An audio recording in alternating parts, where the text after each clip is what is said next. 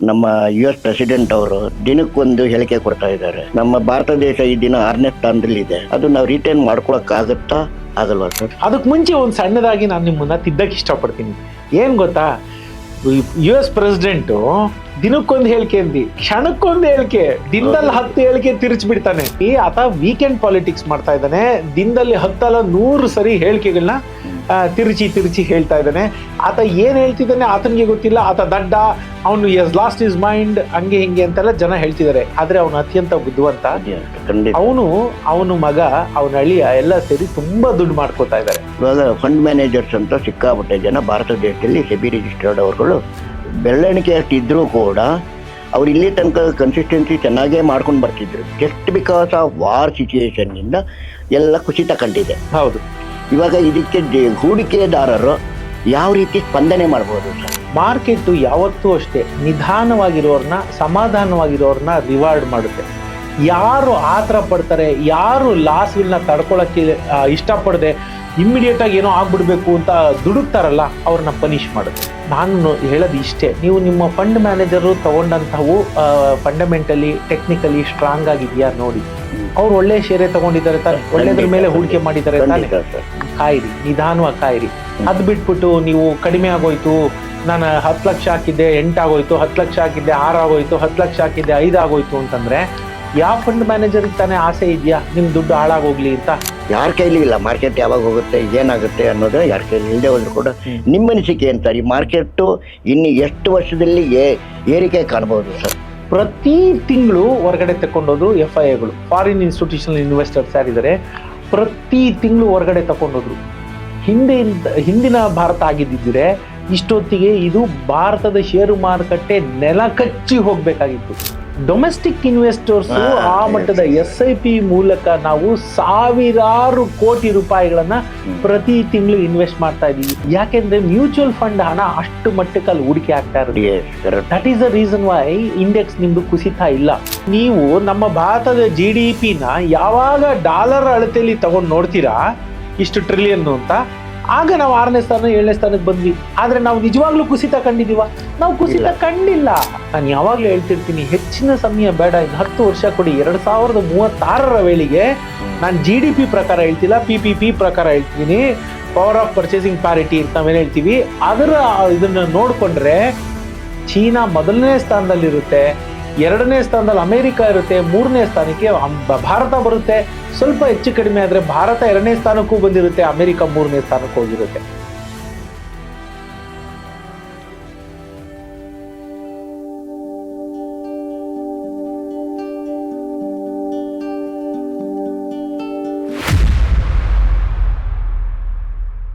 ನಮಸ್ತೆ ಕರ್ನಾಟಕ, ನಾನು ನಿಮ್ಮ Manoj Kumar, SEBI registered research analyst.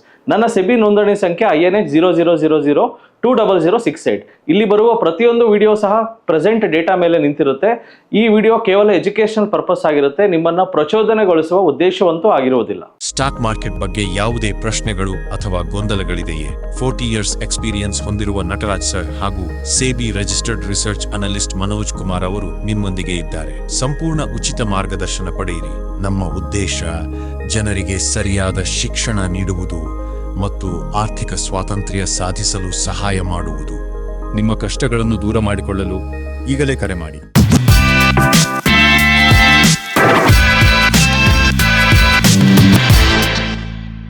ನಮಸ್ತೆ ಕರ್ನಾಟಕ. ನಮ್ಮೊಡನೆ ಈ ದಿನ ವಿಶೇಷ ವ್ಯಕ್ತಿ ಮುಕ್ನಳ್ಳಿ ರಂಗಸ್ವಾಮಿ ಅವರು ಬಂದಿದ್ದಾರೆ. ಅವ್ರನ್ನ ಬರಮಾಡ್ಕೊಳ್ಳೋಣ. ಸ್ವಾಗತ ಸರ್. ನಮಸ್ಕಾರ ಸರ್. ಈ ನಡುವೆ ಏನಾಗಿದೆ ಅಂದರೆ, ಗ್ಲೋಬಲ್ ಒಳಗೆ ನಮ್ಮ US ಪ್ರೆಸಿಡೆಂಟ್ ಅವರು ದಿನಕ್ಕೊಂದು ಹೇಳಿಕೆ ಕೊಡ್ತಾ ಇದ್ದಾರೆ. ನಮ್ಮ ಭಾರತ ದೇಶ ಈ ದಿನ 6ನೇ ಸ್ಥಾನದಲ್ಲಿದೆ. ಅದು ನಾವು ರಿಟೈನ್ ಮಾಡ್ಕೊಳಕ್ಕಾಗತ್ತಾ ಆಗಲ್ವಾ ಸರ್? ಈ ಪ್ರಶ್ನೆಗೆ ಉತ್ತರ ಬಹಳ ಈಸಿನೇ, ಅಂತ ಕಷ್ಟ ಏನಿಲ್ಲ. ನಮ್ಮ ಭಾರತ ಇವತ್ತು 6ನೇದು 7ನೇ ಸ್ಥಾನದಲ್ಲಿ ಇದೆಯಾ, ಅದು ರಿಟೈನ್ ಮಾಡ್ಕೊಳ್ಳಲ್ಲ, ಮೇಲಕ್ಕೆ ಹೋಗುತ್ತೆ. ಯಾಕೆ ಅಂತ ಒಂದಷ್ಟು ಕಾರಣಗಳನ್ನ ನಾನು ನಿಮ್ಗೆ ಹೇಳ್ತೀನಿ. ಅದಕ್ಕೆ ಮುಂಚೆ ಒಂದು ಸಣ್ಣದಾಗಿ ನಾನು ನಿಮ್ಮನ್ನ ತಿದ್ದಕ್ಕೆ ಇಷ್ಟಪಡ್ತೀನಿ. ಏನು ಗೊತ್ತಾ, US ಪ್ರೆಸಿಡೆಂಟು ದಿನಕ್ಕೊಂದು ಹೇಳಿಕೆ ಅಂದಿ, ಕ್ಷಣಕ್ಕೊಂದು ಹೇಳಿಕೆ, ದಿನದಲ್ಲಿ 10 ಹೇಳಿಕೆ ತಿರುಚಿಬಿಡ್ತಾನೆ. ಬೆಳಿಗ್ಗೆ ಹೇಳಿದ್ದನ್ನ ಸಾಯಂಕಾಲದಷ್ಟೊತ್ತಿಗೆ ತದ್ವಿರುದ್ಧ ಹೇಳಿಕೆಗಳನ್ನ ಆತ ಕೊಡ್ತಾ ಇದ್ದಾನೆ. ಇನ್ನೊಂದು ಮುಖ್ಯವಾಗಿ ಆತನ ಬಗ್ಗೆ ಹೇಳಬೇಕು ಅಂತಂದ್ರೆ ಅವನು ವೀಕೆಂಡ್ ಪಾಲಿಟಿಕ್ಸ್ ಮಾಡಕ್ಕೆ ಶುರು ಮಾಡ್ಕೊಂಡ್ಬಿಟ್ಟಿದ್ದಾನೆ. ಏನ್ ವೀಕೆಂಡ್ ಪಾಲಿಟಿಕ್ಸ್ ಅಂದ್ರೆ ಶುಕ್ರವಾರ ಬರೋ ಅಷ್ಟೊತ್ತಿಗೆ ಏನೋ ಒಂದು ಹೇಳೋಗ್ಬಿಡ್ತಾನೆ. ನಿಮಗೆ ಗೊತ್ತು ನಮ್ದು ಸಿಲ್ವರ್ ಎಲ್ಲ ಇವಾಗ 23 ಗಂಟೆ ಟ್ರೇಡ್ ಆಗ್ತಾ ಇದೆ, ಮೊದ್ಲಿನ ತರ ಏನಿಲ್ಲ. ಇವಾಗ ಇಡೀ ದಿನ ಟ್ರೇಡ್ ಆಗ್ತಾ ಇರುತ್ತೆ ಅಲ್ವಾ, ರೌಂಡ್ ದ ಕ್ಲಾಕ್ ಟ್ರೇಡ್ ಆಗ್ತಾ ಇರುತ್ತೆ. ಅವನೇನೋ ಹೇಳೋಗ್ತಾನೆ, ಇಲ್ಲಿ ಸೋಮವಾರ ಎದ್ದೇಳೋ ಅಷ್ಟೊತ್ತಿಗೆ ನಮ್ಮ ಮಾರ್ಕೆಟ್ ಎಲ್ಲ ಟ್ಯಾಂಕ್ ಆಗ್ಬಿಟ್ಟಿರುತ್ತೆ. ಕರೆಕ್ಟ್ ಅಲ್ವಾ? ಹಾಗಾಗಿ ಆತ ವೀಕೆಂಡ್ ಪಾಲಿಟಿಕ್ಸ್ ಮಾಡ್ತಾ ಇದ್ದಾನೆ. ದಿನದಲ್ಲಿ 10-100 ಸರಿ ಹೇಳಿಕೆಗಳನ್ನ ತಿರುಚಿ ಹೇಳ್ತಾ ಇದ್ದಾನೆ. ಆತ ಏನ್ ಹೇಳ್ತಿದ್ದಾನೆ ಆತನಿಗೆ ಗೊತ್ತಿಲ್ಲ. ಆತ ದಡ್ಡ, ಅವನು ಲಾಸ್ಟ್ ಇಸ್ ಮೈಂಡ್, ಹಂಗೆ ಹಿಂಗೆ ಅಂತೆಲ್ಲ ಜನ ಹೇಳ್ತಿದ್ದಾರೆ. ಆದ್ರೆ ಅವನು ಅತ್ಯಂತ ಬುದ್ಧಿವಂತ. ಅವನು ಮಗ, ಅವನ ಅಳಿಯ ಎಲ್ಲ ಸೇರಿ ತುಂಬಾ ದುಡ್ಡು ಮಾಡ್ಕೋತಾ ಇದ್ದಾರೆ. ಆಯ್ತಾ? ಷೇರು ಮಾರ್ಕೆಟ್ ಅಲ್ಲಿ ನಡೆಯೋದೇ ಈ ಫ್ಲಕ್ಚುಯೇಷನ್ ಇಂದ, ನಿಮ್ಗೆ ಚೆನ್ನಾಗಿ ಗೊತ್ತಿರುತ್ತೆ. ಹಾಗಾಗಿ ನೆಕ್ಸ್ಟ್ ಏನಾಗುತ್ತೆ ಅನ್ನೋದು ಅವ್ರಿಗೆ ಗೊತ್ತಿರುತ್ತೆ. ಈ ಮಾತು ಹೇಳೋದ್ರಿಂದ ಮಾರ್ಕೆಟ್ ಬೀಳುತ್ತೆ, ಈ ಮಾತು ಹೇಳೋದ್ರಿಂದ ಮಾರ್ಕೆಟ್ ಹೇಳುತ್ತೆ ಅನ್ನೋದು ಅವ್ರಿಗೆ ಗೊತ್ತು. ಬೇಸ್ಡ್ ಆನ್ ಈಸ್ ವರ್ಡ್ಸ್ ಅಷ್ಟು ಪವರ್ ಇರೋದ್ರಿಂದ, ಅವನ ಆ ಸ್ಥಾನದಲ್ಲಿ ಕೂತಿರೋದ್ರಿಂದ ಆ ಮಾತುಗಳಿಗೆ, ಆ ಶಬ್ದಗಳಿಗೆ, ಆ ಪದಗಳಿಗೆ ಆ ಶಕ್ತಿ ಇದೆ. ಹಾಗಾಗಿ ಅವನು ಆಡೋ ಮಾತುಗಳ ಮೂಲಕನೇ ಅವರು ದುಡ್ಡು ಮಾಡ್ಕೋತಾ ಇದ್ದಾರೆ. ಹೀಗಾಗಿ ಇದು ಒಂದು ಅಂಶ. ಎರಡನೇ ಅಂಶ, ಭಾರತ ರಿಟೈನ್ ಮಾಡ್ಕೊಳ್ಳುತ್ತಾ. ಭಾರತ ಇವತ್ತು ಯಾಕೆ 6ನೇ 7ನೇ ಸ್ಥಾನಕ್ಕೆ ಬಂದಿದೆ ಅಂತಂದ್ರೆ ಅದಕ್ಕೆ ಮುಖ್ಯವಾದ ಕಾರಣ ನೋಡ್ಬೇಕು ನೀವು. ಏನ್ ಹೇಳಿ ಮುಖ್ಯವಾದ ಕಾರಣ? ಡಾಲರ್ ಮುಂದೆ ಭಾರತದ ರೂಪಾಯಿ ಕುಸಿತ ಕಂಡುಬಿಟ್ಟಿದೆ. ಖಂಡಿತ 82, 83, 85 ಇದ್ದಿದ್ಯೋ 95, 96 ಅಲ್ವಾ? ಇರ್ಲಿ, 1-1.5 ರೂಪಾಯಿ ರಿಕವರಿನೂ ಆಗಿದೆ, ಅಲ್ಲಿ ತನಕ ಬಂದು ಕೂತ್ಕೊಂಡ್ಬಿಟ್ಟಿದಲ್ವಾ? ಹಾಗಾಗಿ ನೀವು ನಮ್ಮ ಭಾರತದ GDP-ನ ಯಾವಾಗ ಡಾಲರ್ ಅಳತೆಯಲ್ಲಿ ತಗೊಂಡು ನೋಡ್ತೀರಾ ಇಷ್ಟು ಟ್ರಿಲಿಯನ್ ಅಂತ, ಆಗ ನಾವು 6ನೇ ಸ್ಥಾನ 7ನೇ ಸ್ಥಾನಕ್ಕೆ ಬಂದ್ವಿ. ಆದ್ರೆ ನಾವು ನಿಜವಾಗ್ಲೂ ಕುಸಿತ ಕಂಡಿದೀವ? ನಾವು ಕುಸಿತ ಕಂಡಿಲ್ಲ. ನಾವು 3-4ನೇ ಸ್ಥಾನದಲ್ಲೇ ಇದ್ದೀವಿ. ಈಗ ಯಾಕೆ ಮೌಲ್ಯ ಕುಸಿತ ಆಗಿದೆ ಅಷ್ಟೇ. ಹಂಗಂತ ನಮ್ದು ಇಂಡಸ್ಟ್ರಿಯಲ್ ಪ್ರೊಡಕ್ಷನ್ ಕಮ್ಮಿ ಆಯ್ತಾ? ಕನ್ಸಂಪ್ಷನ್ ಆಫ್ ದ ಕಂಟ್ರಿ ಕಡಿಮೆ ಆಯ್ತಾ? ಯಾವ್ದು ಕಡಿಮೆ ಆಗಿದೆ ಭಾರತದಲ್ಲಿ? ಯಾವುದು ಕಡಿಮೆ ಆಗಿಲ್ಲ. ಆದ್ರೂ ಯಾಕೆ ನಾವು 6ನೇದು 7ನೇ ಸ್ಥಾನಕ್ಕೆ ತಳ್ಳಲ್ಪಟ್ವಿ? Because of valuation, because of depreciation. ನಮ್ಮ ರೂಪಿ ಡಾಲರ್ ಮುಂದೆ ಡಿಪ್ರಿಸಿಯೇಟ್ ಆಗಿದೆ, ಮೌಲ್ಯ ಕಳ್ಕೊಂಡಿದೆ. ಹಾಗಾಗಿ ಹೀಗಾಗಿದೆ. ಹಾಗಾಗಿ ಈ ಪ್ರಶ್ನೆ ಇದೆಯಲ್ಲ, ಇದು ಸ್ಥಾನ ನಾವು ಮೇಂಟೈನ್ ಮಾಡೋದಲ್ಲ, ನಾವು ಮೇಲಕ್ಕೆ ಹೋಗ್ತಾ ಇರ್ತೀವಿ. ನಾನು ಯಾವಾಗಲೂ ಹೇಳ್ತಿರ್ತೀನಿ, ಹೆಚ್ಚಿನ ಸಮಯ ಬೇಡ, ಇನ್ನು 10 ವರ್ಷ ಕೊಡಿ. 2036ರ ವೇಳೆಗೆ ನಾನು GDP ಪ್ರಕಾರ ಹೇಳ್ತಿಲ್ಲ, PPP ಪ್ರಕಾರ ಹೇಳ್ತಿದ್ದೀನಿ, ಪವರ್ ಆಫ್ ಪರ್ಚೇಸಿಂಗ್ ಪ್ಯಾರಿಟಿ ಅಂತ ನಾವೇನು ಹೇಳ್ತೀವಿ, ಅದರ ಇದನ್ನು ನೋಡಿಕೊಂಡ್ರೆ ಚೀನಾ 1ನೇ ಸ್ಥಾನದಲ್ಲಿರುತ್ತೆ, 2ನೇ ಸ್ಥಾನದಲ್ಲಿ ಅಮೇರಿಕಾ ಇರುತ್ತೆ, 3ನೇ ಸ್ಥಾನಕ್ಕೆ ಭಾರತ ಬರುತ್ತೆ. ಸ್ವಲ್ಪ ಹೆಚ್ಚು ಕಡಿಮೆ ಆದರೆ ಭಾರತ 2ನೇ ಸ್ಥಾನಕ್ಕೂ ಬಂದಿರುತ್ತೆ, ಅಮೇರಿಕಾ 3ನೇ ಸ್ಥಾನಕ್ಕೆ ಹೋಗಿರುತ್ತೆ. ಹೀಗಾಗಿ ನಮ್ಮ ಸ್ಥಾನ ಇಂಪ್ರೂವ್ ಆಗ್ತಾನೆ ಇರುತ್ತೆ ಹೊರತು ಮೇಂಟೈನ್ ಮಾಡುತ್ತಾ ಅಂತ ಕೇಳಬೇಡಿ ಸರ್. ಭಾರತದ ಭವಿಷ್ಯ ಅತ್ಯದ್ಭುತವಾಗಿದೆ. ಮುಂದಿನ 10-15 ವರ್ಷ ನಮಗೆ ಸೇರಿದ್ದು.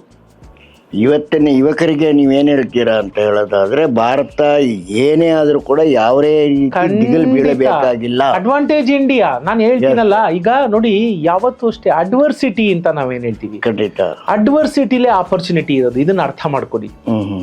ಎಲ್ಲೆಲ್ಲಿ ಅಡ್ವರ್ಸಿಟಿ ಇರ್ತದೆ, ಎಲ್ಲೆಲ್ಲಿ ಕಷ್ಟಗಳಿರುತ್ತೆ, ಅಲ್ಲಿ ಆಪರ್ಚುನಿಟಿನೂ ಇರುತ್ತೆ.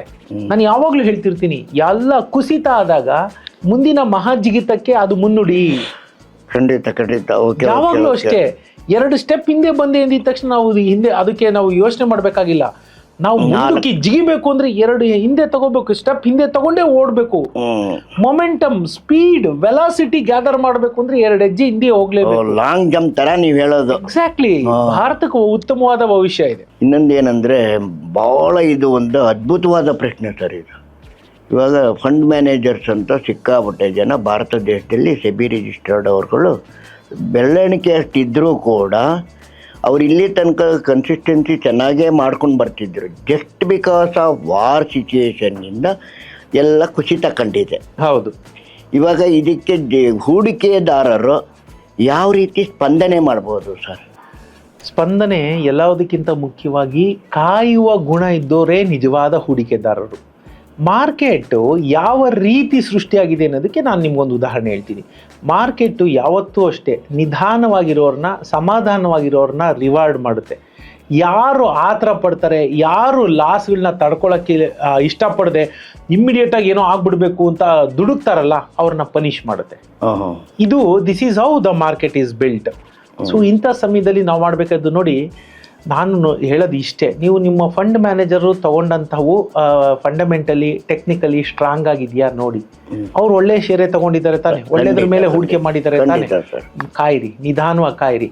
ಅದು ಬಿಟ್ಬಿಟ್ಟು ನೀವು ಕಡಿಮೆ ಆಗೋಯ್ತು, ನಾನು 10 ಲಕ್ಷ ಹಾಕಿದ್ದೆ 8 ಆಗೋಯ್ತು, 10 ಲಕ್ಷ ಹಾಕಿದ್ದೆ 6 ಆಗೋಯ್ತು, 10 ಲಕ್ಷ ಹಾಕಿದ್ದೆ 5 ಆಗೋಯ್ತು ಅಂತಂದ್ರೆ ಯಾವ ಫಂಡ್ ಮ್ಯಾನೇಜರ್ಗೆ ತಾನೇ ಆಸೆ ಇದೆಯಾ ನಿಮ್ ದುಡ್ಡು ಹಾಳಾಗೋಗ್ಲಿ ಅಂತ, ದುಡ್ಡು ಲಾಸ್ ಮಾಡಿಸ್ಬೇಕು ಅಂತ? ಈಗ ಅವ್ರಿಗೇನ್ ಲಾಭ? ನಾನು ಹೇಳೋದು, ನಿಮ್ಮ ಹಣ 10 ಲಕ್ಷ ಇದ್ದಿದ್ದು 15 ಆದ್ರೆ ಅವ್ರಿಗೂ ಖುಷಿ, ಅವ್ರಿಗೂ ಏನೋ ಒಂದಷ್ಟು ಪರ್ಸೆಂಟೇಜ್ ಇರುತ್ತೆ, ಅವರು ಸೆಬಿ ಗೈಡ್ಲೈನ್ಸ್ ಏನಿದೆ ಅದ್ರ ಪ್ರಕಾರ ಅವರು ಒಂದಷ್ಟು ಇದು ತಗೋತಾರೆ, ಫೀಸ್ ತಗೋತಾರೆ. ನಿಮ್ದು ಲಾಸ್ ಆದ್ರೆ ಅವ್ರಿಗೇನ್ ಲಾಭ ಅಂತ ನಾನು ಕೇಳೋದು. ನಿಮ್ಮ ಹಣ ಮುಳುಗಿಸಿ ಅವ್ರಿಗೇನ್ ಲಾಭ? ಹಾಗಾಗಿ ಹೂಡಿಕೆದಾರರು ಕಲ್ತ್ಕೋಬೇಕಾಗಿರೋದು ಏನು ಅಂತಂದ್ರೆ, ನಿಧಾನವೇ ಪ್ರಧಾನ, ಒಂದಷ್ಟು ಕಾಯುವ ಮನಸ್ಸನ್ನ ಬೆಳೆಸ್ಕೋಬೇಕು. ಇವತ್ತಿನ ಈ ಸಂಕಷ್ಟದ ದಿನಗಳಲ್ಲಿ ತಾಳಿದವನು ಬಾಳಿಯಾನು, ಇದಂತೂ ಸತ್ಯವಾದ ಮಾತು. ಈಗ ಬೌನ್ಸ್ ಬ್ಯಾಕ್ ಆಗ್ತದ? ನಾನು ಯಾವಾಗ್ಲೂ ಅಷ್ಟೇ, ಹೆಂಗ ಅದನ್ನ ಹೇಳ್ತೀರಾ ನೀವು? ನೀವು ಯಾವ ಶೇರ್ ತಗೊಂಡಿದ್ದೀರಿ, ಯಾವ ಸಂಸ್ಥೆಯ ಶೇರು, ಯಾವ ವಲಯದ ಶೇರು, ಅದ್ರ ಫಂಡಮೆಂಟಲ್ಸ್ ಏನು, ಅದ್ರದ್ದು ಹಿಸ್ಟ್ರಿ ಏನು, ಒಂದಷ್ಟು ನಂಬರ್ ತೆಗೆದು ಬಿಡಿ. ನಾನು ಪದೇ ಪದೇ ಹೇಳ್ತೀನಿ, ನಂಬರ್ ನಿಮಗೆ ಸುಳ್ಳು ಹೇಳಲ್ಲ. ಖಂಡಿತ ಖಂಡಿತ. ಅಂಕೆ ಸಂಖ್ಯೆಗಳು ಸುಳ್ಳು ಹೇಳಲ್ಲ. ಕೂತ್ಕೊಂಡು ನಾನು ಹೇಳ್ಬೋದು, ಅಂಕೆ ಸಂಖ್ಯೆಗಳು ಸುಳ್ಳು ಹೇಳಲ್ಲ. ತೆಗೆದು ನೋಡಿ, ನೀವು ನನ್ನನ್ನೇನು ನಂಬೋದು ಬೇಕಿಲ್ಲ, ತೆಗೆದು ನೋಡಿ. 4 ವರ್ಷದ 5 ವರ್ಷದ 8 ವರ್ಷದ ಹಿಂದಿನ ಅಂಕಿ ಸಂಖ್ಯೆಗಳನ್ನ ತೆಗೆದು ನೋಡಿ. ಇವತ್ತಿಗೆ ಯಾಕೆ ಹೀಗಾಗಿದೆ? ಪರಿಸ್ಥಿತಿಯ ಕಾರಣದಿಂದ, ಸನ್ನಿವೇಶದ ಕಾರಣದಿಂದ, ಎಕ್ಸ್ಟರ್ನಲ್ ಫ್ಯಾಕ್ಟರ್ಗಳ ಕಾರಣದಿಂದ, ಗ್ಲೋಬಲ್ ಕ್ಯೂಸ್ ಕಾರಣದಿಂದ ಈ ರೀತಿ ಆಗಿದೆ ಅನ್ನೋದು ನಿಮ್ಗೆ ಗೊತ್ತಾಗುತ್ತೆ. ಈಗ ನೀವೇನ್ ಮಾಡಬೇಕು? ಸಮಾಧಾನದಿಂದ ಇರಬೇಕು. ಈಗ ಕತ್ಲು ಮೋಡ ಕವಿದ ನಂತರ ತಿರ್ಗಾ ಸೂರ್ಯ ಉದಯ ಆಗೇ ಆಗ್ತಾನೆ. ಕ್ಷಣಿಕ. ಈಗ ಮೋಡ ಬಂದು ಇದಾಗಿದೆ ಅಂದಿದ ತಕ್ಷಣ, ನೆರಳು ಆಗಿದೆ, ಬೆಳಕಿಲ್ಲ ಅಂದಿದ ತಕ್ಷಣ ನೀವು ಅದಕ್ಕೆ ಬೇಜಾರು ಮಾಡ್ತಾ ಕೂತ್ಕೊಂಡ್ರೆ ಅದಕ್ಕೆ ಮದ್ದಿಲ್ಲ. ಕಾಯ್ಬೇಕು, ಮೋಡ ಸರಿಯುತ್ತೆ, ಸೂರ್ಯ ಮತ್ತೆ ಪ್ರಜ್ವಲನಾಗಿ ಪ್ರಕಾಶಿಸ್ತಾನೆ, ಬೆಳಕು ಬರುತ್ತೆ. ಹಾಗಾಗಿ ಇಷ್ಟೇ ನಾನು ಹೇಳೋದು, ಕಾಯಿರಿ. ಪ್ರೊವೈಡೆಡ್ ನಿಮ್ಮ ಒಂದು ಹೂಡಿಕೆ ಸರಿಯಾದ ಸಂಸ್ಥೆಯ ಮೇಲೆ ಇದೆ ಅನ್ನೋ ನಂಬಿಕೆ ನಿಮ್ಗಿದ್ದಾಗ ಕಾಯಬೇಕು. ಈಗ ನೀವು ಹೇಳೋದು 100% ಕರೆಕ್ಟ್ ಸರ್. ತಾಳಿದವನು ಬಾಳಿಯ ಅನ್ನುವಂಥ ಈ ಗಾದೆ ಮಾತನ್ನು ಸುಳ್ಳಾಗಲ್ಲ ಯಾವತ್ತೂ. ನೀವು ಹೇಳ್ದಂಗೆ ಹೂಡಿಕೆದಾರರಿಗೂ ಅಷ್ಟೇ, ನೀವು ಒಂದು ಏನು ಹೇಳ್ತಿದ್ದೀರಾ ಅಂದರೆ ತಾಳಿ. ಹೌದು. ಫಂಡಮೆಂಟಲಿ ಸ್ಟ್ರಾಂಗ್ ಆಗಿರೋ ಶೇರ್ನೇ ತಗೊಂಡಿರ್ತಾರೆ. ಹೌದು. ಆಮೇಲೆ ಇನ್ನೊಂದು, ನೀವು ಅದನ್ನ ನೋಡಿ. ಎಕ್ಸಾಕ್ಟ್ಲಿ. ನೀವೇ ನಮ್ಮನ್ನು ನಂಬೋ ಅಷ್ಟಿಲ್ಲ, ನೀವು ಸ್ಟಡಿ ಮಾಡಿ. ಕರೆಕ್ಟ್. ಆ ಸ್ಟಡಿ ಮಾಡ್ತಾರೆ. ಮತ್ತೆ ಇನ್ನೊಂದು ಏನಂದ್ರೆ, ಫರ್ದರ್ ಹೂಡಿಕೆ ಮಾಡೋದಕ್ಕೂ ಒಂದು ಒಳ್ಳೆ ಅವಕಾಶ ಅಂತ ನಾವು ತಗೊಳ್ಬೇಕು. ಖಂಡಿತ. ನೋಡಿ, ಈಗ ಕೆಲವ್ರಿಗೆ ಏನಾಗುತ್ತೆ, ಅರ್ಜೆಂಟ್ ಇರುತ್ತೆ, ಏನಿದು ನಂದಿದೆ ಅಂತ. ಅದಕ್ಕೆ there is something called average out ಅಂತ ನಾವು ಹೇಳ್ತೀವಿ. ನಿಮ್ಗೆ ಅದನ್ನ ಇಲ್ಲ, ನನಗೆ ಬೇಗ ದುಡ್ಡು ಬೇಕು ಅಂತಂದ್ರೆ, ಈಗ ನೀವು 108 ರೂಪಾಯಿಗೆ ತಗೊಂಡಿರ್ತೀರ, ಈಗ ಅದು 106 105 ಬಂದ್ಬಿಟ್ಟಿದೆ, 3 ರೂಪಾಯಿ ಲಾಸ್ ಆಗಿದೆ. ಸೊ ನೀವು 105 ರೂಪಾಯಲ್ಲೇ ತಿರುಗಿ ಇನ್ನೊಂದಷ್ಟು ತಗೊಳ್ಳಿ, ಅವರೇಜ್ ಔಟ್ ಆಗುತ್ತಾಗ 106 107 ಆಗುತ್ತೆ ಅಲ್ವಾ? ರಿಕವರಿ ಆಯ್ತು ಟು ದಟ್ ಎಕ್ಸ್ಟೆಂಟ್. ಇಲ್ಲ ಫುಲ್ ರಿಕವರಿ ಮಾಡ್ಬೇಕಾ, ಅಷ್ಟ್ರ ಮಟ್ಟದ 10 ಲಕ್ಷ ಇದ್ರೆ 30 ಲಕ್ಷ ಹೊಸದಾಗಿ ಹೂಡಿಕೆ ಮಾಡಿ. ಸೊ ಅವರೇಜ್ ಬಂದ್ಬಿಡ್ತು. ನಾಳೆ 50 ಪೈಸೆ ಲಾಭ ಆಯ್ತು ಅಂತೂ ಮಾರ್ಕೊಂಡು ಈಚೆ ಬಂದ್ಬಿಡಿ. ನಿಮ್ದು ಒಂದು ಒಳ್ಳೆ ಮಾತು ಹೇಳಿದ್ರಿ. ಇನ್ನೊಂದು ಏನಂದ್ರೆ, ಅವರೇಜ್ ಔಟ್ ಮಾಡಿ. ನಿಮ್ದು ಅಷ್ಟು ಕಾಯೋ ಶಕ್ತಿ ಇಲ್ಲ ಅಂದ್ರೆ ಅವರೇಜ್ ಔಟ್ ಮಾಡಿ. ಕರೆಕ್ಟ್. ನೀವು ಇನ್ನೊಂದು ಮಾತು ಹೇಳಿದ್ರಿ, ಸೆಬಿ ರಿಜಿಸ್ಟರ್ಡ್ ಟೆಕ್ನಿಕಲ್ ಅಡ್ವೈಸರ್ ಮತ್ತು ಒಂದು ರಿಸರ್ಚ್ ಅನಲಿಸ್ಟ್ಗಳು ಯಾವುದೇ ಕಾರಣಕ್ಕೂ ಜನಗಳ ದುಡ್ಡನ್ನು ಹಾಳು ಮಾಡೋದಕ್ಕೆ ಇಷ್ಟ ಬೀಳಲ್ಲ. ಅವ್ರಿಗೇನ್ ಲಾಭ ಇದೆ? ಅಟ್ಲೀಸ್ಟ್ ಅದು ಮೇಲ್ ಹೋದ್ರೆ ಅವ್ರಿಗೂ ಲಾಭ, ಇವ್ರಿಗೂ ಲಾಭ. ಎಕ್ಸಾಕ್ಟ್ಲಿ. ಖಂಡಿತ ಸರ್. ಈಗ ಅವ್ರು ಲಾಸ್ ಮಾಡಿಸಿ, ಈಗ ಏನ್ ನಿಮ್ ಸುಮ್ಮನೆ ನೀವು ಶಾಪ ಹಾಕ್ತಿರಿ, ನೀವೇನೋ ನಾನು ದುಡ್ಡು ಮುಳುಗಿಸ್ತಾ ಅಂತೀರಿ. ಅದೇ ನೀವು ಗಳಿಸಿ ಕೊಟ್ರೆ ನಿಮ್ಗೊಂದು ಹೊಗಳಿಕೆ ಮಾತಿರೋದಿಲ್ಲ. ಖಂಡಿತ. ಅದು ಸಮಾಜ ಇರೋದೇ ಹಾಗೆ. ನಾನು ಸಮಾಜನೂ ಅದು ಕೇಳಿದ್ದೀನಿ ಸರ್. ಏನಂದ್ರೆ, ಗಳಿಸ್ಕೊಟ್ಟಾಗ ಇವ್ರೇನ್ ಗಳಿಸ್ಕೊಡೋದು, ಮಾರ್ಕೆಟ್ ಅದ್ರ ಪಾಡ್ಗದ ಮೇಲೆ ಹೋಯ್ತು ಅನ್ನೋ ಮಾತಿದೆ. ಹೌದು. ಕೆಳಗಡೆ ಹೋದಾಗ ಮಾತ್ರ ಇವ್ರು ತಪ್ಪಾಗುತ್ತೆ. ಹೇಗಾಗುತ್ತೆ? ಇದನ್ನ ಕೆಲವೊಂದು ನಾವು ವಿವೇಚನೆ ಅಂತ ಹೇಳ್ತೀವಿ. ಇದನ್ನ ಆ ಸಣ್ಣ ಒಂದು ವಿವೇಚನೆ ಇಟ್ಕೋಬೇಕು. ಆ ವಿವೇಚನೆ ಇಟ್ಕೊಂಡಾಗ ಸಮಸ್ಥಿತಿ ಅಂತಾರೆ. ಮೆದುಳನ್ನ ನಾವು ಸಮಸ್ಥಿತಿಲಿ ಇಟ್ಕೊಂಡಾಗ ಈ ರೀತಿಯ ಮಾತುಗಳು ಬರೋದಿಲ್ಲ. ಸರ್, ಇದು ಇವಾಗ ಇನ್ನೊಂದು ಒಂಥರ ಏನಂದರೆ, ಇದು ಕ್ಲಿಷ್ಟವಾದ ನನ್ನ ಪ್ರಕಾರ ಪ್ರಶ್ನೆ ಸರ್. ಇದು ಯಾರ ಕೈಲಿ ಇಲ್ಲ. ಮಾರ್ಕೆಟ್ ಯಾವಾಗ ಹೋಗುತ್ತೆ, ಏನಾಗುತ್ತೆ ಅನ್ನೋದು ಯಾರ ಕೈಲಿ ಇಲ್ಲದೆ ಹೋದ್ರು ಕೂಡ ನಿಮ್ಮ ಅನಿಸಿಕೆ ಏನು ಸರ್? ಈ ಮಾರ್ಕೆಟ್ಟು ಇನ್ನು ಎಷ್ಟು ವರ್ಷದಲ್ಲಿ ಏರಿಕೆ ಕಾಣ್ಬೋದು ಸರ್? ವರ್ಷಗಳು ಬೇಕಿಲ್ಲ. ಆಮೇಲೆ ಇದು ಪ್ರಶ್ನೆ ಕ್ಲಿಷ್ಟ ಅಲ್ಲ, ಪರಿಸ್ಥಿತಿ ಕ್ಲಿಷ್ಟವಾಗಿದೆ. ಕರೆಕ್ಟ್. ಖಂಡಿತ. ಪ್ರಶ್ನೆ ಸರಾಗವಾಗಿ, ಸರಳವಾಗಿ, ನೇರವಾಗಿದೆ. ಪರಿಸ್ಥಿತಿ ಇದೆಯಲ್ಲ, ಇವತ್ತು ನಾವಿರೋ ಪರಿಸ್ಥಿತಿ ಸಂಕ್ಲಿಷ್ಟವಾಗಿದೆ. ಹಾಗಾಗಿ ಏನಂದ್ರೆ, ಯಾವಾಗ ಇಟ್ಸ್ $1 million ಕ್ವಶನ್. ಯಾಕಂದ್ರೆ ಆ ಟ್ರಂಪ್ ಮಹಾಶಯ ಇದನ್ನಲ್ಲ, ಎಲ್ಲ ಅವನು ಮೆದುಳಲ್ಲಿ ಕೂತಿದೆ ಇವತ್ತು. ಹ್ಯಾವಿಂಗ್ ಸೆಡ್ ದಟ್ ನಾನು ನಿಮ್ಗೊಂದು ಸಣ್ಣ ಉದಾಹರಣೆ ಕೊಡ್ತೀನಿ. Why I am so optimistic about Indian stock market ಅನ್ನೋದಕ್ಕೆ ನಾನು ನಿಮ್ಗೆ ಹೇಳ್ತೀನಿ. ನಾನು ಹೇಳೋ ಮಾತನ್ನ ನೀವು ನಂಬಬೇಕು ಅಂತಿಲ್ಲ ನೋಡಿದ್ರೆ, ಖಂಡಿತ. ನೀವು ನನ್ನ ಮಾತು ನಂಬಬೇಕು ಅಂತಿಲ್ಲ. ನೀವು ನಾನು ಹೇಳಿದ ಸರಿನಾ ತಪ್ಪಾ ಅಂತ ಒಂಚೂರು ವಿವೇಚಿಸಿ ನೋಡಿ, ನಿಮಗೆ ಗೊತ್ತಾಗುತ್ತೆ. ಈಗ ನಾನು ಯಾಕೆ ಅಂತ ಹೇಳ್ತೀನಿ ಈ ಥರ ಅಂತ. ಯಾಕೆ why am so optimistic about Indian stock market ಅಂದರೆ, ನೀವು ಉದಾಹರಣೆ ನೋಡಿ, ಭಾರತದಲ್ಲಿ ಇಂಡೆಕ್ಸ್ ಇದೆಯಲ್ಲ, ಇಂಡೆಕ್ಸ್ ಇದೆಯಾ, ಆ ಇಂಡೆಕ್ಸ್ ಆ ಮಟ್ಟದ ಕುಸಿತ ಕಾಣಲಿಲ್ಲ. ನೀವು ನೋಡಿ, ಲಕ್ಷ ನಾನು ಹೇಳ್ತಿರೋದು ಸಾವಿರ ಲಕ್ಷ ಕೋಟಿಗಳನ್ನ ಪ್ರತಿ ತಿಂಗಳು ಹೊರಗಡೆ ತಗೊಂಡೋದ್ರು FIIಗಳು, ಫಾರಿನ್ ಇನ್ಸ್ಟಿಟ್ಯೂಷನಲ್ ಇನ್ವೆಸ್ಟರ್ಸ್ ಯಾರಿದ್ದಾರೆ, ಪ್ರತಿ ತಿಂಗಳು ಹೊರಗಡೆ ತಗೊಂಡೋದ್ರು. ಹಿಂದಿನ ಭಾರತ ಆಗಿದ್ದಿದ್ರೆ ಇಷ್ಟೊತ್ತಿಗೆ ಇದು ಭಾರತದ ಷೇರು ಮಾರುಕಟ್ಟೆ ನೆಲ ಕಚ್ಚಿ ಹೋಗ್ಬೇಕಾಗಿತ್ತು. ಕಚ್ಚೋಗಿದ್ಯಾ? ಇಲ್ಲ. 30% 40% ಬಿದ್ದಿದೆ ಅಷ್ಟೇ. ಆದರೆ ನಾವು ಅಂದ್ಕೊಂಡು ಮಟ್ಟಕ್ಕಾಗಿಲ್ಲ. ಆದರೆ ಇಂಡೆಕ್ಸ್ ನೋಡಿ, ಇಂಡೆಕ್ಸ್ ಮೇಂಟೈನ್ ಆಗ್ತಾನೆ 23.5 ಹೋಗುತ್ತೆ, 24, 25 ಬರುತ್ತೆ. 1,500 ರೂಪಾಯಿ, 1,500 ಪಾಯಿಂಟ್ಸ್ ಆ ಕಡೆ ಈ ಕಡೆ ಆಗ್ತಿದೆ ಹೊರತು ರೇಂಜ್ ಬೌಂಡ್ ಅಲ್ಲಿ ಆಡ್ತಾ ಇದೆ ಅಲ್ವಾ. ನಾವು ಅದೇನು ಸಪೋರ್ಟ್ ಇದು ಅಂತ ಹೇಳ್ತೀವಿ, ಅದಕ್ಕಿಂತ ತೀರಾ ಕುಸಿತಾ ಇಲ್ಲ, ಅಲ್ಲಲ್ಲೇ ಆಟ ಆಡ್ತಾ ಇದೆ. ಯಾಕೆ ಹೀಗಾಗುತ್ತೆ? ಡೊಮೆಸ್ಟಿಕ್ ಇನ್ವೆಸ್ಟರ್ಸ್ ಆ ಮಟ್ಟದ SIP ಮೂಲಕ ನಾವು ಸಾವಿರಾರು ಕೋಟಿ ರೂಪಾಯಿಗಳನ್ನ ಪ್ರತಿ ತಿಂಗಳು ಇನ್ವೆಸ್ಟ್ ಮಾಡ್ತಾ ಇದ್ದೀವಿ. ನೀವು ನೋಡಿ, ಯಾವಾಗ ಮಾರುಕಟ್ಟೆ ಕುಸಿತ ಆಗುತ್ತೆ? 3rd ವೀಕು 4th ವೀಕಲ್ಲಿ ಆಗುತ್ತೆ. ಫಸ್ಟ್ 2 ವೀಕ್ಸ್ ಆಗೋದಿಲ್ಲ, 3rd ವೀಕಲ್ಲೂ ಫ್ಯೂ ಡೇಸ್ ಆಗೋದಿಲ್ಲ. ಯಾಕೆಂದ್ರೆ ಮ್ಯೂಚುವಲ್ ಫಂಡ್ ಹಣ ಅಷ್ಟು ಮಟ್ಟಕ್ಕಲ್ಲಿ ಹೂಡಿಕೆ ಆಗ್ತಾ ಇರುತ್ತೆ. That is the reason why index ನಿಮ್ದು ಕುಸಿತಾ ಇಲ್ಲ. ಆ ಅರ್ಥ ಇಷ್ಟೇ. ನೀವು ಇಲ್ಲಿ ತನಕ ಅಂದರೆ ಜೂನ್ ಮಂತ್ ತನಕ ನೀವು ನೋಡ್ಕೊಂಬಂದ್ರೆ, ಮೇ ಮಂತ್ ತನಕ ನೀವು ನೋಡ್ಕೊಂಬಂದ್ರೆ ಲಕ್ಷ ಕೋಟಿ ರೂಪಾಯಿಗಳನ್ನ ತೆಗೆದು ಹೊರಗಡೆ ತಗೊಂಡು ಹೋಗ್ತಾ ಇದ್ರು. ಯಾರು? Foreign institution. ಎಲ್ಲಿ ಹೋಗ್ತಾ ಇತ್ತಾ ಹಣ? ತೈವಾನು, ಕೊರಿಯಾ, ಚೈನಾ, ಜಪಾನ್, ಅಮೆರಿಕ, ಇಷ್ಟು ದೇಶಗಳಿಗೆ ತಗೊಂಡೋಗಿ ಹೂಡಿಕೆ ಆಗ್ತಾ ಇದ್ರು ಅಲ್ವಾ.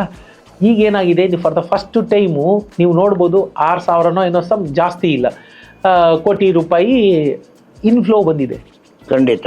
ಫಾರಿನ್ ಇನ್ಸ್ಟಿಟ್ಯೂಷನಲ್ ಇನ್ವೆಸ್ಟರ್ಸ್ ಹಣ ಒಳಗಡೆ ಬಂದಿದೆ. ಮೇ ಮಂತ್ ತನಕ ಲೀಕ್ ಆಗ್ತಾ ಇತ್ತು. ಅಂದರೆ ಇಲ್ಲಿಂದ ಹಣ ತಗೊಂಡು ಭಾರತದ ಮಾರ್ಕೆಟಿಂದ ತೆಗೆದು ಹೊರಗಡೆ ತಗೊಂಡು ಹೋಗ್ತಾ ಇದ್ರು. For the first time in this 14-15 months, ಈ ತಿಂಗಳು ಜುಲೈ ಮಂತಲ್ಲಿ ನಿಮ್ಗೆ ಹಣ ಬಂದಿದೆ. ನಿಮ್ಮ ಷೇರು ಮಾರುಕಟ್ಟೆಗೆ ಹೊಸದಾಗಿ ಹಣ ಬಂದಿದೆ. ಯಾಕೆ ಹಂಗಾಯ್ತು?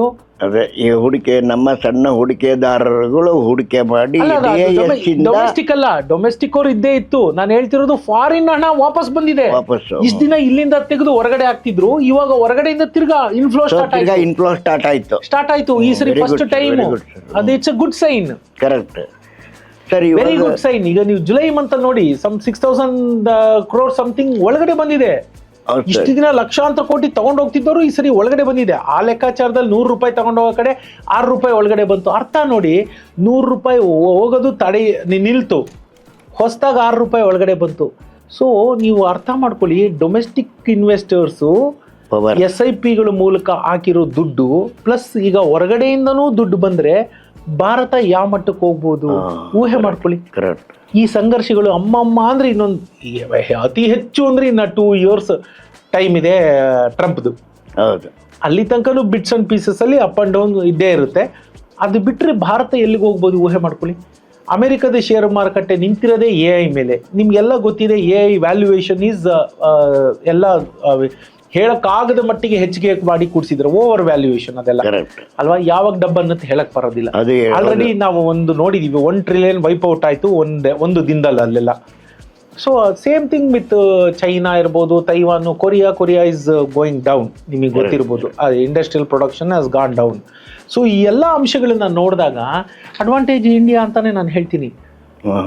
ಇನ್ವೆಸ್ಟರ್ಸ್ಗೆ ಜಾಗ ಎಲ್ಲಿದೆ ಸರ್? ಸೊ ಇವಾಗ ನೀವು ಹೇಳೋದು 2 ಗೇಟ್ ಓಪನ್ ಆಯ್ತು. ಹೇಗೆ ಅಂದ್ರೆ ಈ ಕಡೆ DIS ಇಂದನೂ ಫಂಡ್ ಫ್ಲೋ ಆಯ್ತು, ಈ ಕಡೆ FIIs ಇಂದನೂ ಫಂಡ್ ಫ್ಲೋ ಆಯ್ತು. ಡೆಫಿನೆಟ್ ಆಗಿ 2 ಕಡೆಯಿಂದನೂ ಫಂಡ್ ಬರ್ತಿರೋದ್ರಿಂದ ಮಾರ್ಕೆಟ್ ಯಾವುದೇ ಆತಂಕ ಪಡೋ ಅಗತ್ಯವಿಲ್ಲ, ಹೋಗ್ಲೇಬೇಕು. It's A matter of time. Very good. 2 ವರ್ಷ ಕಾಯ್ಬೇಕು ಅಂತ ಹೇಳ್ತಿಲ್ಲ ನಾನು. 2 ವರ್ಷ ಅವ್ನು ಟ್ರಂಪ್ ಆಡಳಿತ ಇದೆ, ಅವನು ಹುಚ್ಚುಚ್ಚಾಗಿ ಹೇಳಿಕೆಗಳು ಕೊಡೋದ್ರಿಂದ ಏರಿಳಿತ ಇದ್ದೇ ಇರುತ್ತೆ. ಅದನ್ನ ನಾನೇನು ಮಾಡಕ್ಕಾಗಲ್ಲ, ನೀವೇನು ಮಾಡಕ್ಕಾಗಲ್ಲ, ಯಾರು ಏನು ಮಾಡಕ್ಕಾಗಲ್ಲ. ಮಾಡಕ್ಕಾಗಲ್ಲ, ಅದಿದ್ದೇ ಇರುತ್ತೆ. ಮಾರ್ಕೆಟ್ ಅಂದ್ರೆ ಏರಿಳಿತ, ಖಂಡಿತ. ಅದಿದ್ದು ಕೂಡ ನಾವು ಯಾತಕ್ಕೆ ಒಂದು ಹ್ಯಾಪಿ ನ್ಯೂಸ್, ಯಾತಕ್ಕೆ ನಮ್ಮ ಭಾರತದ ಮಾರುಕಟ್ಟೆ ಖುಷಿ ಪಡ್ಬೋದು ಅಂತಂದ್ರೆ, ಫಸ್ಟ್ ಟೈಮ್ ಇಷ್ಟು ತಿಂಗಳುಗಳ ನಂತರ ಪ್ರಥಮ ಬಾರಿಗೆ ನಮಗೆ ಪಾಸಿಟಿವ್ ಇದೆ ಇನ್ಫ್ಲೋ, ಫಾರಿನ್ ಇನ್ಫ್ಲೋ ಮನಿ ಇದೆಯಲ್ಲ ಅದು ಪಾಸಿಟಿವ್ ಇದೆ. ಯಾವಾಗಲೂ ನೆಗೆಟಿವ್ ಇರ್ತಿತ್ತು, first time in so many months positive ಆಗಿದೆ. So it's a good sign. ನಾವೆಲ್ಲರೂ ನೋಡ್ಬೇಕು. ಕರೆಕ್ಟ್, ನೀವು ಒಂದು ಒಳ್ಳೇದು ಹೇಳಿದ್ರಿ. ಹೆಂಗೆ ಅಂದ್ರೆ FIS ಫಂಡ್ ತಗೊಂಡೋಗ್ತಾ ಇದ್ರು ಕೂಡ ಅದನ್ನ ರಿಟೈನ್ ಮಾಡೋದಕ್ಕೆ ಇವರಿಗೆ DIS ಕೆಪಾಸಿಟಿ ಇತ್ತು. ಇಲ್ಲಿ ಬೀಳದೇ ಇರೋದಕ್ಕೆ ತಡೆ ಹಿಡಿದ್ರು. ಅಂದ್ರೆ that power of India. Yes ಅಲ್ವಾ, ಪವರ್ ಆಫ್ ಇಂಡಿಯಾ. ಎಸ್. ಆಮೇಲೆ ಇವಾಗ ಇನ್ನೊಂದು ಸರ್, ಪಾಪ ಇವಾಗ ಏನಂದ್ರೆ, ಇವಾಗ ಈ ಚಿಪ್ ವ್ಯಾಲ್ಯೂ NAV ಎಲ್ಲ ಕಮ್ಮಿ ಬಂದಿದೆ. ಸಣ್ಣ ಹೂಡಿಕೆದಾರರಿಗೆ ಇವು ಹೊಸದಾಗಿ ಸ್ಟಾರ್ಟ್ ಮಾಡಬೇಕು ಅಂತ ಬರ್ತಾರೆ ನನ್ನ ಹತ್ರ. ಸರ್ ಏನೋ ವಾರ್ ಅಂತೆ ಸರ್, ಇದಂತೆ ಸರ್, ಹೂಡಿಕೆ ಮಾಡ್ಬೋದಾ ಬೇಡವಾ ಅಂತಾರೆ. ತಿಂಗಳಿಗೆ ಒಂದು 500 ರೂಪಾಯಿ ಸಿಪ್ಪು. ಇವಾಗ ಹುಡುಗನ ವಯಸ್ಸು ಒಂದು 20 ವರ್ಷ ಇರುತ್ತೆ. ಅಂತ ಹುಡುಗರಿಗೆ ನೀವೇನು ಸಂದೇಶ ಕೊಡ್ತೀರಾ ಸರ್ ಸ್ಟಾರ್ಟ್ ಮಾಡೋದಕ್ಕೆ? ಇದು ಒಳ್ಳೆ ಸಮಯ ಮಾಡಿ ಅಂತ ಹೇಳ್ತೀನಿ. ಯಾಕೆ ಗೊತ್ತಾ, ಈಗ ನೀವು ನೋಡಿದ್ರೆ ಈಗ 20 ತಿಂಗಳ ಹಿಂದೆ 25, 26, 27 ತನಕ ಇತ್ತು ನಮ್ದು ಪಿ ರೇಷಿಯೋ. ಹೌದು. ಈಗ 19 ಬಂದ್ಬಿಟ್ಟಿದೆ. ಕರೆಕ್ಟಾ? ಸೊ ಅರ್ಥ ಏನು, ನಿಮ್ಗೆ ಅಲ್ಲಿ ಸಿಕ್ತಿದ್ದು ಇವತ್ತು ಇಲ್ಲಿಗೆ ಸಿಗ್ತಾ ಇದೆ. ಸೊ ನೀವು ತಗೊಂಡ್ರೆ ಅದು ಅಷ್ಟಂತೂ ರೀಚ್ ಆಗುತ್ತಾ? ಖಂಡಿತ ರೀಚ್ ಆಗುತ್ತೆ ಅಲ್ವಾ? ಸೊ ಈಗ ಬಿದ್ದಿರುವಂತ ಸಮಯ, ಫರ್ದರ್ ಬೀಳುತ್ತಾ? ಬಿದ್ರು ಈ ಮಟ್ಟಕ್ಕಂತೂ ಬೀಳೋದಿಲ್ಲ ಅಲ್ವಾ? So it's a good time, start investing. ಒಟ್ಟಿಗೆ ಮಾಡಬೇಡಿ. ನಾನು ಯಾವಾಗಲೂ ಅದನ್ನೇ ಹೇಳ್ತೀನಿ. ಶೇರ್ ಮಾರ್ಕೆಟ್ಗೆ ನಿಮ್ಮ ಹತ್ರ 5 ಲಕ್ಷ ಇತ್ತು ಅಂತ ಇಟ್ಕೊಳ್ಳಿ, 1.25 ಲಕ್ಷ ಹಾಕಿ, 1 ಲಕ್ಷ ಹಾಕಿ, ಪಿಟ್ಸ್ ಅಂಡ್ ಪೀಸಸ್ ಅಲ್ಲಿ ಕಾಯ್ರಿ. ಫರ್ದರ್ ಏನನ್ನ ಡಿಪ್ ಆಯ್ತಾ ತಿರ್ಗಾ ಹಾಕಿ, ಫರ್ದರ್ ಡಿಪ್ ಆಯ್ತಾ ತಿರ್ಗಾ ಹಾಕಿ. ಅದ್ರ ಒಟ್ಟಿಗೆ 5 ಲಕ್ಷನೂ ಹಾಕಬಾರ್ದು. ಹಾಗೆ ನಾನು ಹೇಳೋದು ವೆಯ್ಟ್ ಅಂಡ್ ವಾಚ್ ಮಾಡಬೇಕು. ಯಾಕಂದ್ರೆ ಇವತ್ತು ತಳ ಯಾವುದು ಅಂತ ನಮ್ಗೆ ಗೊತ್ತಿಲ್ಲ. ಹಾಗಾಗಿ ಅವರೇಜ್ ಔಟ್ ಮಾಡ್ತಾ ಇರ್ಬೇಕು ನಾವು.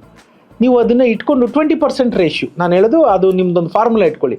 ಎಷ್ಟಾರ ಇರಲಿ, ಲಕ್ಷ ಇದ್ರೆ 20,000 ಹಾಕಿ, 20,000. ಈ 20% of whatever you want to invest now. Okay okay okay, ಅದು ನಾನು ಹೇಳೋದು. ಸೊ ನೀವು ಹೇಳ್ತಿರೋದು ಏನಂದ್ರೆ ಬೈ 1 get 1 ಫ್ರೀ ತರ ಇವಾಗ ಮಾಡಿ. ನಾನು 20% ರೇಷಿಯೋ ಆಗ್ತಾ ಹೋಗಿ ಮಾಡಿದ್ರೆ, ನಾನು ಹೇಳೋದು ಪಿ ರೇಷಿಯೋ ಇವಾಗ ಭಾರತದ ಮಟ್ಟಿಗೆ ಯಾಕೆ FIIಗಳು ವಾಪಸ್ ಬರ್ತಾ ಇದ್ದಾರೆ? Because FIIs they book the profit 25-26 ಇತ್ತು. ಆ ಟೈಮಲ್ಲಿ ಅವರು they sold their equity, cash ಮಾಡ್ಕೊಂಡು ಎಲ್ಲ ತಗೊಂಡೊಟ್ಟೋದ್ರು. ಅಲ್ಲೆಲ್ಲೋ ಹಾಕಿದ್ರು, ಅಲ್ಲಿ ಲಾಸ್ ಮಾಡ್ಕೊಂಡ್ರು, ಇಲ್ಲ ಅಲ್ಲಿ ಮಾರ್ಕೆಟ್ ಇಲ್ಲ ಅಂತ ತಿರ್ಗಿ ವಾಪಸ್ ಬರ್ತಿದ್ದಾರೆ. ಯಾಕೆ? India stock market is lucrative for them. ಯಾಕಂದ್ರೆ ತಿರ್ಗಿ 19ವರೆಗೆ ಸಿಕ್ಕಿದ್ಯಲ್ಲ, 26ಕ್ಕೆ ಅವರೇ ಮಾರ್ಕೊಂಡು ಹೋಗಿದ್ರು. ಈಗ 19ವರೆಗೆ ಅದೇ ಶೇರ್ 26ಕ್ಕೆ ಮಾರಿದ್ದೆ 19ಕ್ಕೆ ಸಿಕ್ತಿದೆ ಅಂದ್ರೆ why not? That's why they are coming back. That's why they are coming back. ಅಂದ್ರೆ ನಾವೇನ್ ಯಾರು ನಿಮ್ಮ ಪ್ರಕಾರ ನೋಡಿದ್ರೆ ಯಾರು ಇಂಡಿಯನ್ ಮಾರ್ಕೆಟ್ ಬಗ್ಗೆ ಆತಂಕ ಪಡೋದು ಬೇಡ, ಪ್ಯಾನಿಕ್ ಆಗಂಗಿಲ್ಲ, ಪ್ಯಾನಿಕ್ ಆಗೋದು ಬೇಡ. ಇದನ್ನ ಹೂಡಿಕೆ ಖಂಡಿತವಾಗಿ ದೀರ್ಘಾವಧಿ ಹೂಡಿಕೆ ಮಾಡಿದವ್ರಿಗೆ 100% ರಿಸಲ್ಟ್ ಸಿಕ್ಕೇ ಸಿಗುತ್ತೆ. ನಾನಂತೂ ಅಷ್ಟೇ ಹೇಳೋದು, hold it. Panic selling no to panic selling. Hold it. ನೀವು ತಗೊಂಡ್ರ ಶೇರ್ಸು ಫಂಡಮೆಂಟಲಿ ಟೆಕ್ನಿಕಲಿ ಸೌಂಡ್ ಇದೆ ಅಂದ್ರೆ hold, sit on your holdings, sit tight ಅಷ್ಟೇ. ಮಾರ್ಕೆಟ್ ಸ್ಪೆಕ್ಯುಲೇಟ್ ಆಗ್ತಾ ಇರುತ್ತೆ, ನಿಮ್ ತಲೆನ್ ಮಾಡ್ಕೋಬೇಡಿ, ಅಲ್ಲಿ ಸ್ಥಿರತೆ ಇಟ್ಕೊಳ್ಳಿ. ಸರ್ ಇವಾಗ ಇನ್ನೊಂದು ಸರ್, ಇವಾಗ ತುಂಬಾ ಜನ ಏನಾಗಿದೆ, market when it went up to 26,500 Nifty ಹೋದಾಗ ಸ್ಟಾರ್ಟ್ ಆಗಿಬಿಡುತ್ತೆ ಜರ್ನಿ ಅಂತ ತುಂಬ ಜನ ಹೂಡಿಕೆದಾರರು ಮಾಡಿದ್ರು. For example HDFC, the people bought at 940, 950 ಲೆವೆಲ್ಸಲ್ಲಿ ಪರ್ಚೇಸ್ ಆಯಿತು. ಏನೋ ಇನ್ಸೈಡ್ ಇನ್ಫಾರ್ಮೇಷನ್ ಚೇರ್ಮನ್ ರಿಸೈನ್ ಮಾಡಿ ಈ ಥರ ಎಲ್ಲ ಆದಾಗ ಇಟ್ ಕೇಮ್ ಡೌನ್ ಟು 740 ರೂಪೀಸಿಗೆ ಬಂದ್ಬಿಡ್ತು. ಸೊ ಇವಾಗ ಅವ್ರಿಗೆ ಆತಂಕ, ಇದು ಹೋಗುತ್ತಾ ಹೋಗಲ್ವಾ ಬ್ಯಾಂಕಿಂಗ್ ಸೆಕ್ಟರ್ ಅಂತ. ಈಗ ನಾವು ಅಬ್ಸರ್ವ್ ಮಾಡಿರೋ ಪ್ರಕಾರ ಪ್ರೈವೇಟ್ ಬ್ಯಾಂಕಿಂಗ್ ಸೆಕ್ಟರ್ಗಿಂತ public sector banking is moving.